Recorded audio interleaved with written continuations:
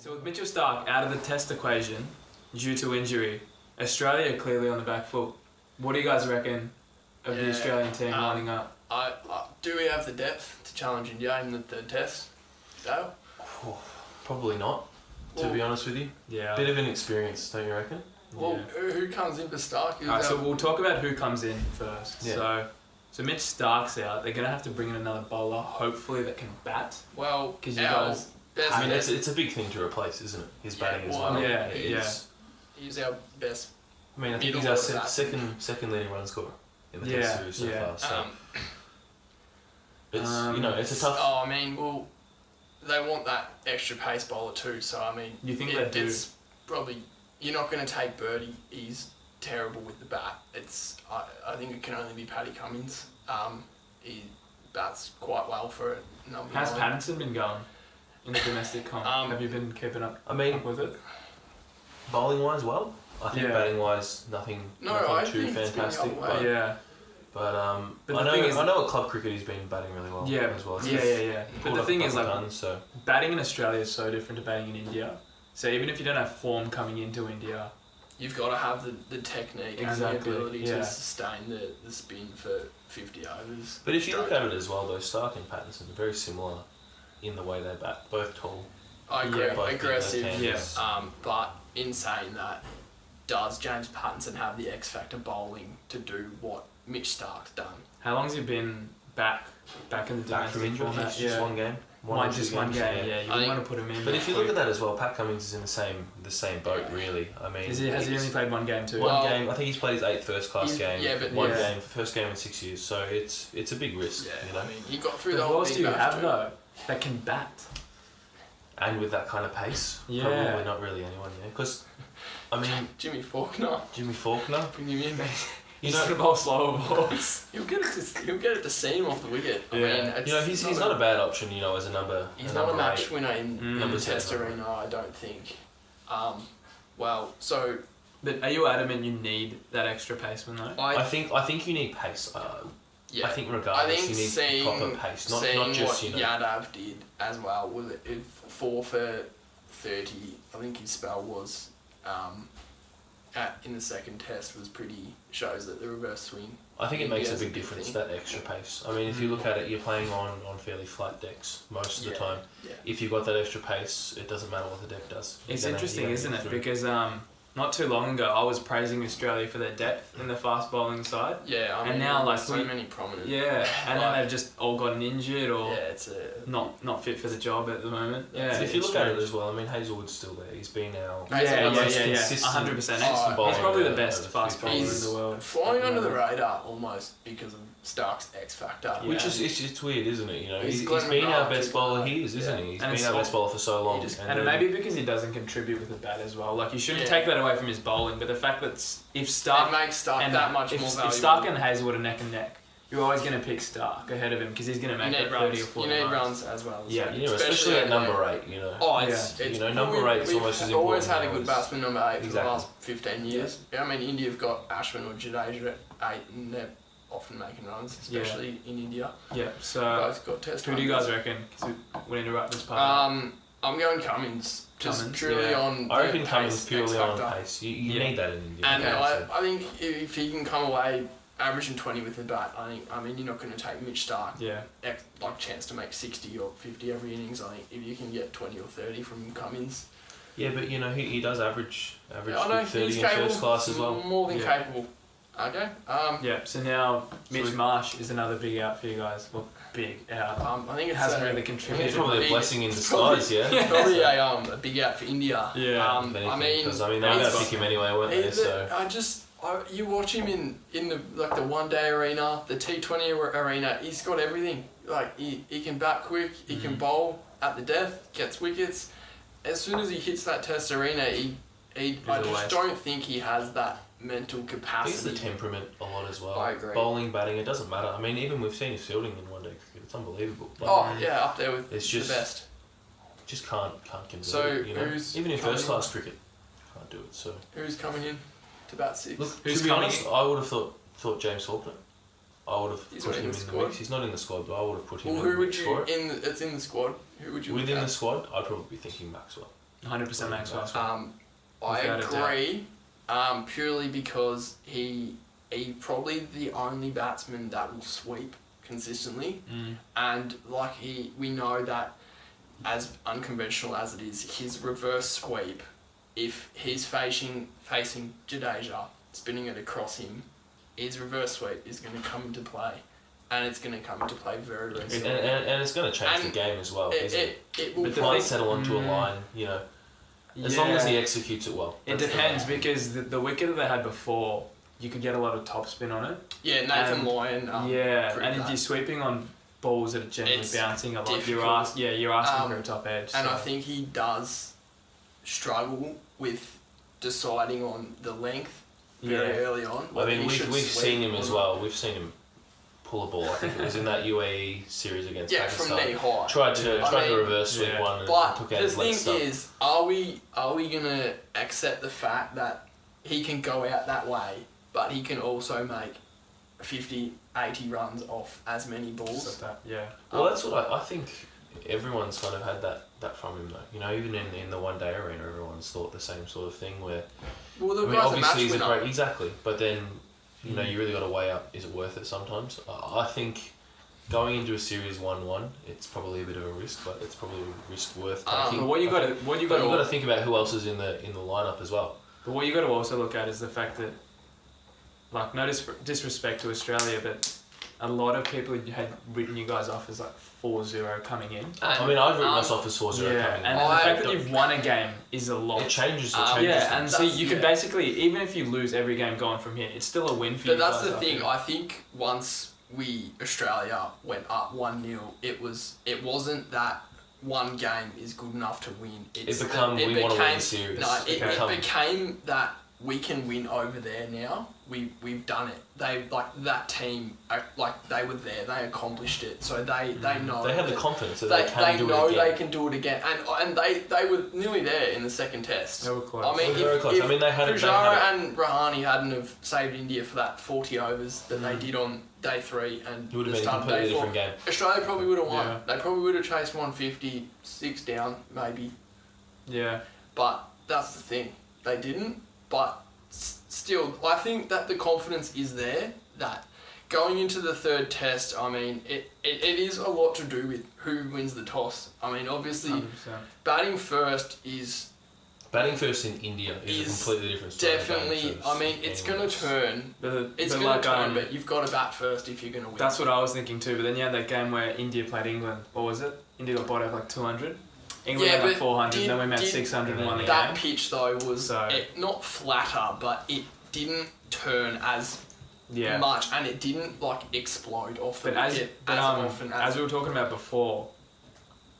Like before we started the video, I think Kohli had a decision on what pitch to pick, and if he does go that pitch, because it'll be easy for him. What do we think of that? I mean, every time it's definitely different, isn't it? Well, I don't know if every time Australia go over there, we're expecting the turning wickets because we know and India know that that's how they're going to beat us. But then when India come here, we know what we're expecting. India know what they're expecting. Expecting a little bit of life early on, and then it's going to be beautiful to battle. And we've often got the quicker, the more X factor. I mean, you're taking Hazelwood and Stark over Ishant and Yadav every day, anywhere in the world, anywhere in the world.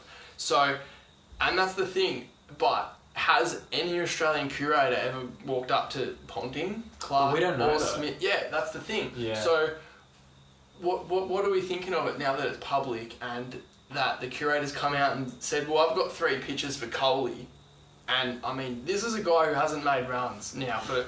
I mean, he's coming in. Just for the series, man. I know, but I mean, he's coming in red hot from the tests against Bangladesh, New Zealand and England. Coming in red hot, and Australia... He's got a double century in each series. And he's still got 2 games to do it. So. I know, but he's coming in against Australia now, 4 innings in a row. He's done next to nothing with the bat. India have won the second test, but now this curator's given him the choice.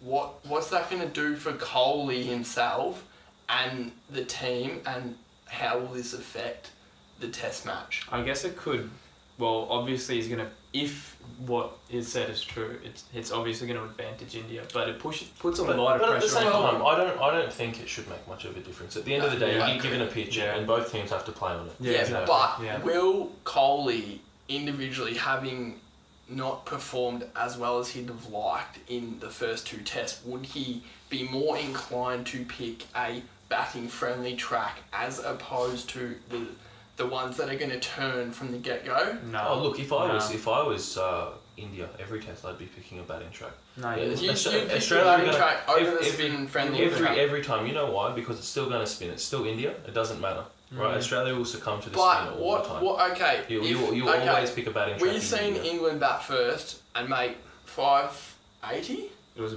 over 550. It was a big score, okay? Score, yeah. That's a batting friendly track, okay? Yeah. Australia have, Steve O'Keefe and Nathan Lyon, they're no saving grace, but they're in form. There's no doubting that. If India give this batting friendly track, okay, Australia win the toss, okay, and they post a reasonable total, would India then be worried that they've potentially, in hindsight, chosen this batting track if they don't win the toss?